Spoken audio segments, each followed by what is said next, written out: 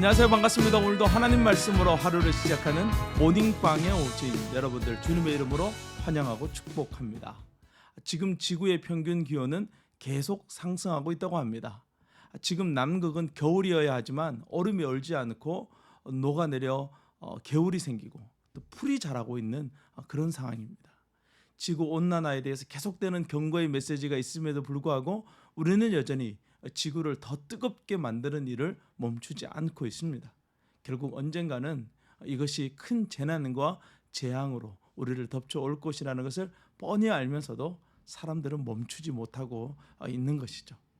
오늘 우리가 함께 묵상할 하나님의 말씀은 예레미야 1장 11절에서 19절 말씀입니다.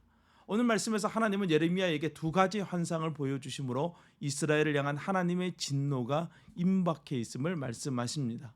첫 번째 환상은 살구나무 환상입니다. 하나님은 예레미야에게 한 나뭇가지를 보여주시면서 무엇이 보이느냐라고 물어보십니다. 예레미야의 눈에 보이는 대로 그는 살구나무 가지가 보입니다라고 대답합니다. 여기서 살구나무는 아몬드 나무인데 이 아몬드는 고대로부터 이스라엘의 특산물 중에 하나입니다. 이 아몬드 나무의 히브리어가 바로 샤케드입니다. 예레미야는 샤케드가 보입니다 라고 대답했던 것입니다. 그러자 하나님은 예레미야에게 하나님은 하나님의 말씀을 지켜 그대로 이루시는 분이시다 라고 말씀하십니다. 여기서 지켜라는 히브리어는 쇼케드입니다. 이스라엘 전역에서 흔히 볼 수 있는 이 샤케드 아몬드 나무를 통해서 하나님의 말씀이 반드시 이루어진다는 이 쇼케드를 가르쳐주고 있는 것이죠. 예레미야는 하나님의 말씀을 전할 뿐만 아니라 그 말씀이 이루어지는 것을 지켜보게 될 것입니다. 두 번째 환상은 끓는 가마 환상입니다. 여기서 가마는 우리나라의 가마솥과 같이 큰 솥을 의미합니다. 큰 가마에 물이 펄펄 끓고 있습니다. 이 펄펄 끓는 물은 당연히 하나님의 심판을 상징합니다. 무더운 이스라엘에 뜨거운 물이 쏟아진다. 생각만 해도 끔찍하죠.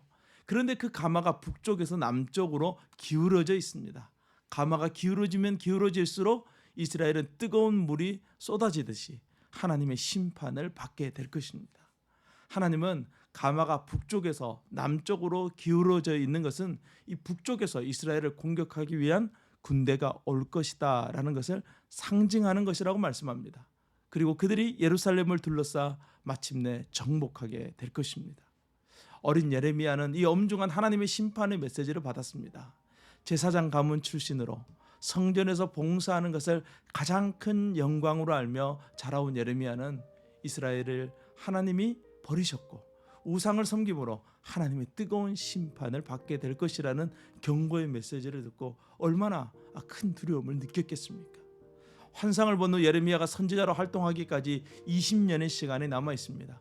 그럼에도 이스라엘은 자신들의 죄를 멈추지 않고 더욱더 많은 죄를 행하고 결국 기울어진 가마는 이스라엘 위에 쏟아지게 될 것입니다.